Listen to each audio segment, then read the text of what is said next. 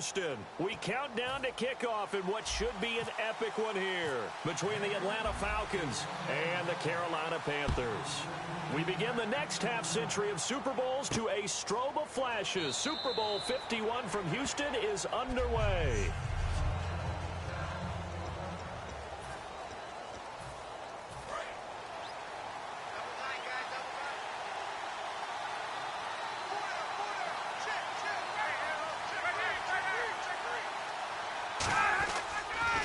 They'll run for the first time with Freeman.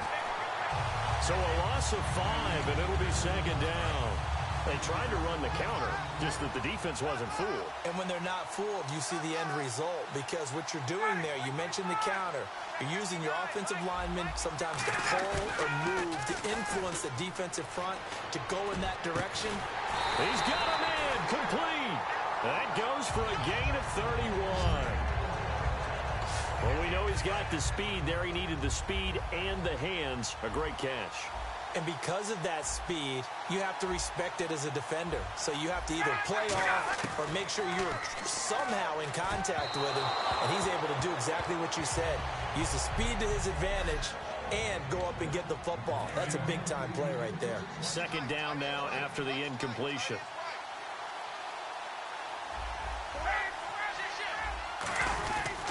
Ryan on the handoff. It's Freeman. And he's swallowed up right near the line of scrimmage. They'll lose a yard, and it brings up third. Well, in that play, the expression, don't blink, you might miss something, certainly applied. That was fast. Defense diagnosed the play, and it was over in a heartbeat. On third down, Ryan surveying the field.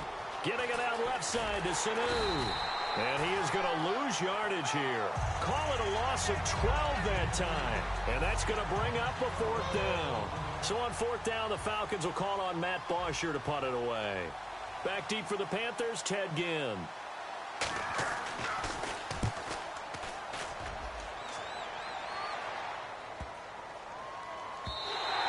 And this one hits at the 3 and then bounds into the end zone for a touchback.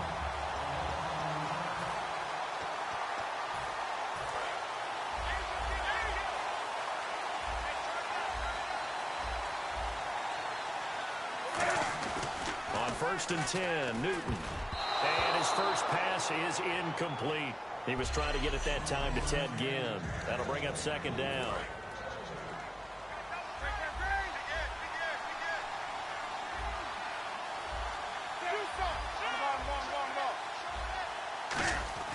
Back to the air, Newton on second down. And this is a catch by Ted Ginn. 8 yards on the completion, but now they face third down. Offense coming up, needing 2 yards on third down. Well, clearly one of his advantages as a passer is his height, sit back in the pocket, fired over the middle. That makes things tougher defensively, doesn't it? It really does, because your goal is to move the quarterback off his initial spot when he gets his drop back completed. But when you have that type of height, he can stay in there if he's willing to take the hits and just fire over the top, which saves him time and actually completes a play a little bit quicker than it normally does for a quarterback who has to slide and find open space to throw. Really nice starting field position here for the offensive unit.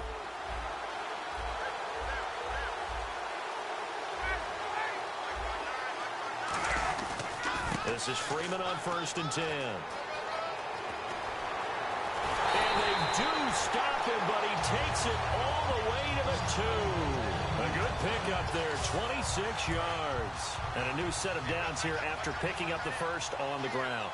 They gash him in a big way on that last run, and defense fortunate to tackle him on the 2-yard line, but doesn't necessarily mean that there's something wrong with the defense's plan. And that's the one thing the coordinator has to do to make sure the confidence stays high. Okay, sometimes you're going to get a big play against us. That doesn't mean we change everything and abandon our game plan, but now they have to stiffen and try and keep him out of the end zone. They'll look to run with Freeman. And he gets in. Touchdown, Atlanta. Freeman taking it in. And the Falcons have taken the early lead. I know we don't talk about it enough, but the intelligence level of the guys up front blocking, the offensive linemen, maybe the smartest guys in football overall. add in a little bit of athleticism and a whole lot of toughness, you got a lot to deal with, don't you? That's why the guys in the backfield get them really nice Christmas gifts, right? If they're smart, they do. Ted Ginn's gonna go past the 20. Touchdown, Carolina. Ted Ginn taking it goal line to goal line, 100 yards. And the Panthers are now an extra point away from tying up this game. And that right there, Mr. Davis, was kickoff return number 11 in Super Bowl history. And it's such a game changer usually. I think about Jacoby Jones when he did it with the Baltimore Ravens and how that really flipped things in the game and really gave them a jolt and an extra spark. Yeah, that was Super Bowl 47. It also happened in Super Bowl 48. Percy Harvin, Seattle versus Denver. And they're going to start this drive.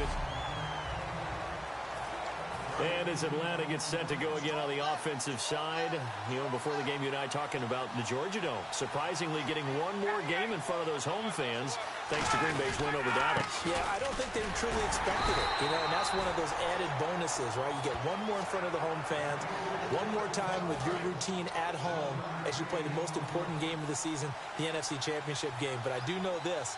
Our colleague Ulysses, no one happier than him to have one more game in the Dome, as he is a monster Falcons fan.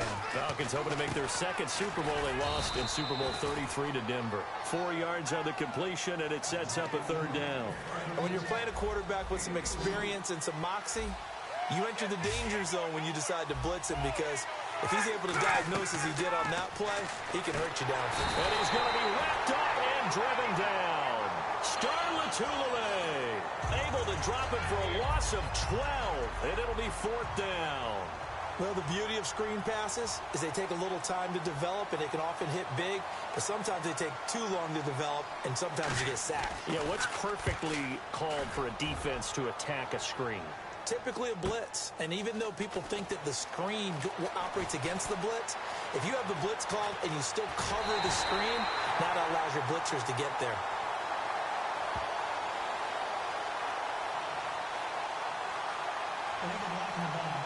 Return team.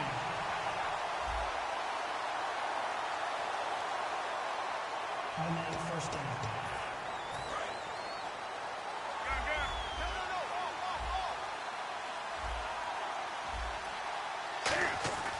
Newton on first down.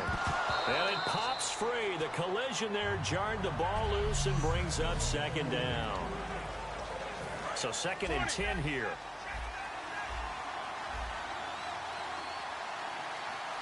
Stewart is the lone setback. And he'll get it up the middle. And he stopped immediately there. Back-to-back stops make it 3rd and 10. Throwing on 3rd down, Newton. They'll set up the screen for Stewart. And he will lose yardage here to the 31-yard line. And this may be a big early turning point in this Super Bowl. They're going to go for it on 4th down here. Newton now to throw. And it is incomplete. A surprising move to go for it predictably, at least somewhat predictably. It doesn't pay off. And the Falcons will take control of the football in great field position. And the Falcons now making their way back out onto the field. And last time they were very fortunate, this offense. They went for it on 4th, turned it over in their own territory. But the other guys held up. They didn't give up any points. So how about the guy with the #1 headset on the sidelines, the head coach? That was planned going into it. Not necessarily to not get the first down or to have the defense have to hold up. But he trusted his defense. Trusted his defense very much, and I think that's how he's going to play this game. Go for it. Be aggressive, because I've got the Wild Bunch backing me up over here on my own sideline. Now we'll see what his offense can do. Ryan. And seeing no options, he just tosses this one away, incomplete. Now that'll bring up 2nd down. 2nd down following the incompletion. I hope I don't sound too rah-rah on that one, but that's the exact right throw. Either your receiver gets it or no one gets it. Give him a lot of credit for being really precise with it. Got rid of it. No one got it. And they only get a yard back there. They'll be left with a 3rd down and long. When we talk about Luke Kuechly, you can't talk about his overall game without talking about his intelligence and how he controls the whole defense. He quarterbacks that defense, and at times Watch you make checks, just like a quarterback would on offense to get them into the right defense. They definitely were on that play. How about that finish?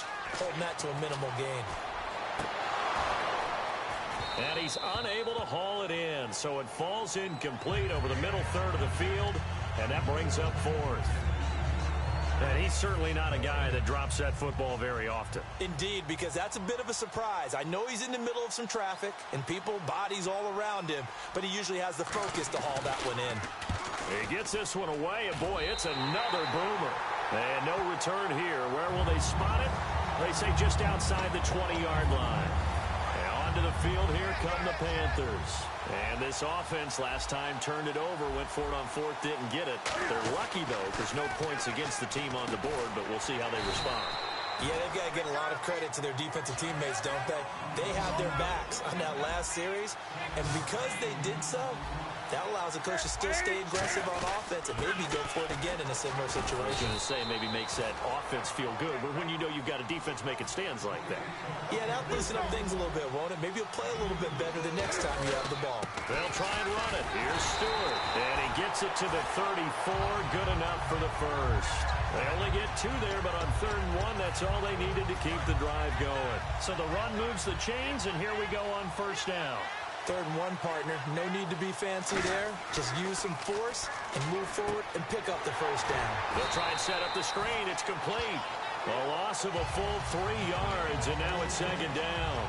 Got to give some credit there defensively. They snuffed out that screen early on 1st down. Really read it well, didn't they? Because they didn't bring the pressure that they expected. They covered all the passing lanes. So once you see it break down as the passer, I think in this situation, you're throwing it at the feet of your back to make sure no one picks it off, or you throw it away, throw it over the sideline. Don't try and freelance and try and make a bigger play. There's really no one else running a pattern that should be open. And he'll get this one up to about the 39 here. Call it an 8-yard pickup, and it'll be 3rd down. Now Newton. And Gibbs got it. They get 9 yards there, and they get a 1st down.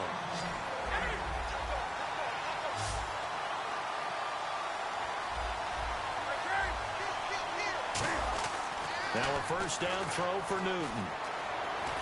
And he slings one that's incomplete. They were looking to get it to Kelvin Benjamin there. And now it's 2nd down.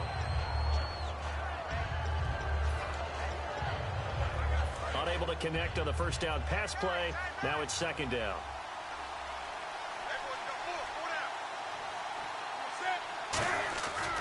Back to the ground now with Stewart. And he is going to lose yardage here. Call that a loss of 5 yards on the play. And they're going to be staring at a 3rd and long here. 3rd and long. It's Newton. And he couldn't hang on to it through the contact. Incomplete. We know it's not an easy job to go out and catch passes when people are trying to tackle you and knock the ball away. But the bottom line is, that's a pass he's got to have and a pass he should have caught. They are going to go for it. It's Newton. And this is incomplete. Boy, a real head-scratcher there. And the Falcons will take control of the football in great field position. So out come the Falcons now. And they're coming off a 3-and-out, my friend. I think they've got to look at that play sheet and go to a spot that they haven't gone before. Time to shake things up a little bit to try and get this offense moving. Okay, so how do you do that? How do you shake things up? You look at what you've called before, realize it hasn't worked Go to so something well, else. and maybe try and find one of those special plays from one of your better players, and maybe try and hit something big and get things going in the excitement area. That throw good for only a couple. It brings up 3rd down. The line to gain is the 33 on 3rd down.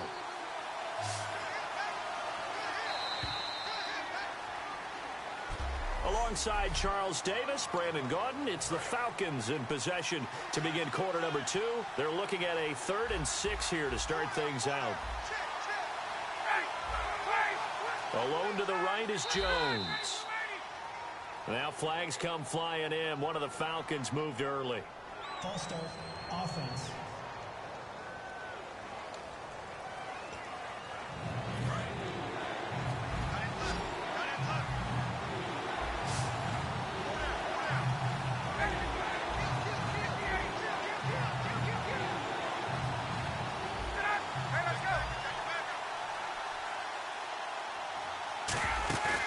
They run the play fake to Coleman. Now Ryan.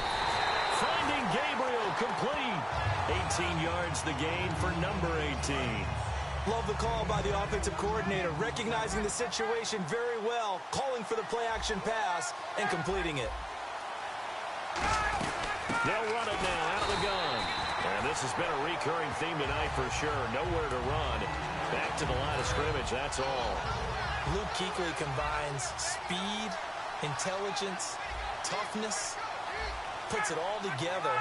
It makes plays like one we just saw there. He may not be a big-time blitzer, but boy, he knows how to pursue straight ahead and make plays in the run game. They'll wind up getting 10 back as that sets him up for third down. As you look back over the 2016 season, seeing Julio Jones against Carolina is definitely going to stick out in your mind, isn't it? Oh, he was unbelievable. 300 yards worth of receptions that day. And you just wonder, when he's on, can anyone defend him? And now, the Green Bay Packers have to figure out how to defend Julio Jones in the NFC Championship game. He scored again against Seattle. He also has other options as well that have stepped up. Hooper at tight end, Mohamed Sanu, Gabriel.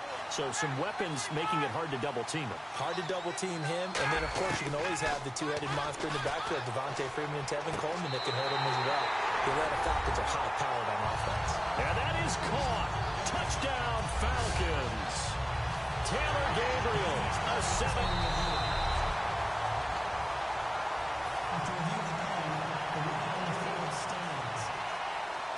It took them an extra look, but they found out it is a touchdown indeed. The official says this one counts. Now after the touchdown, it's Bosher to kick it away. On the return, it's Ted Ginn Jr. And he'll take it up past the 25 to the 26-yard line. Now the Panthers offense, they get set to come back onto the field.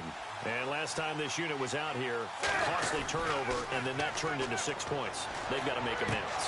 And how many times have we sat in meetings with coaches and they use the term complementary football? Offense take care of the defense, defense take care of the offense. That didn't happen on the last possession. This is a chance for them to pick themselves back up and help their team. Yeah, we'll see if they can recoup and recover. Now it's Newton. The catch made over the middle by Ginn. 8 yards on the completion, but now they face third down. And that's one of his advantages of a passer, is it not? With his height, setting back there in the pocket, firing it over the middle, he can really see everything clearly. It is, and I know that other quarterbacks get it done different ways, all right? You don't have to be his height to make a great play. But what he does is he takes away having to make those slide steps in the pocket to find angles to throw the ball through. He just throws right over the top of it because he can see everything, and sometimes that saves time and gets the ball to a receiver quicker. A great run that time by Stewart. 47 yards. And you talk about great blocking up front. I don't think he was even touched, not a finger on him, until he was brought down to the ground. I think we heard the whoosh as he went by, didn't we? Right through the gap. No one there, as you outlined. No one touched him at all. A free sprint into the secondary. Yeah, that's what you call breaking free right there. And he gets it down close to the 10-yard line. A good run there on first down, and it'll leave him with a 2nd and 2. Offense in a good spot. Now hold everything here. We're going to get a timeout by the offense. They'll have 2 remaining as we step aside here in this second quarter.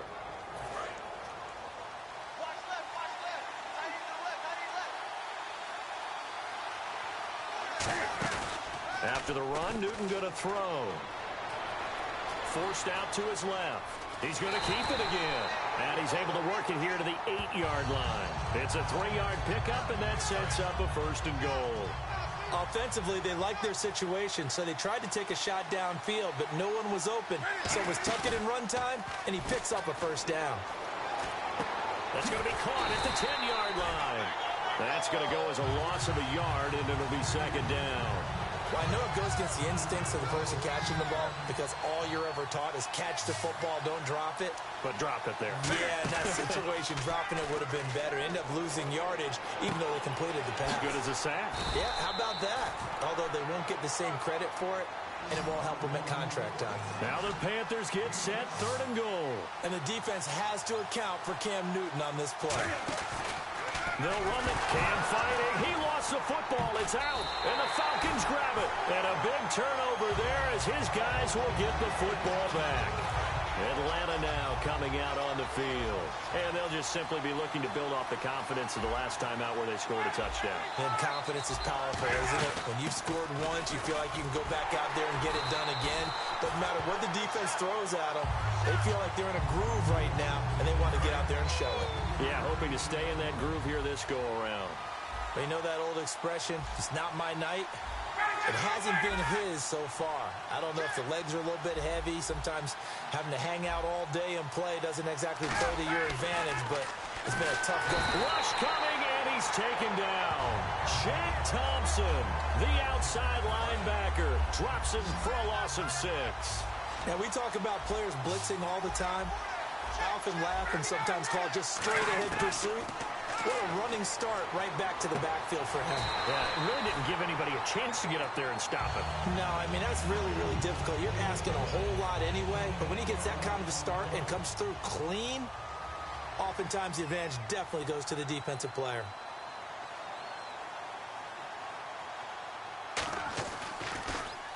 He's been a busy man here in this first half as he gets it away. He can't bring him down. The weight room does work.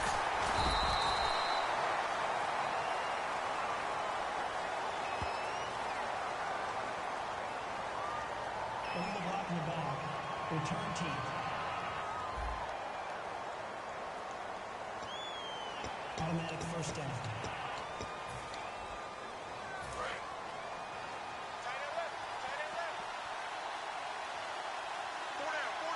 They'll come up now in the Wildcat package.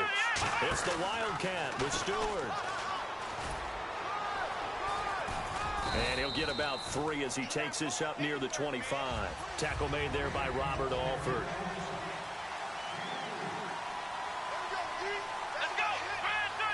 Here's Stewart, direct snap.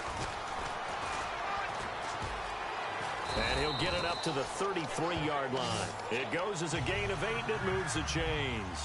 Now whistles come in. We're going to get a timeout here by the offense. That's their second, so they'll have 1 remaining here in this second quarter. We'll be right back.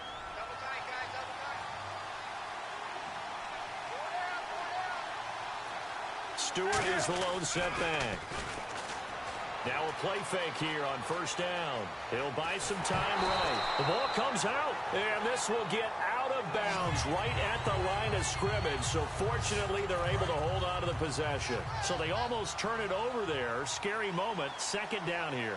I don't know about you, but I could hear and feel the sigh of relief all the way up here in our booth. That was palpable. The sideline, the friend there. No doubt about it. Ball goes over the sideline, able to retain possession, no turnover.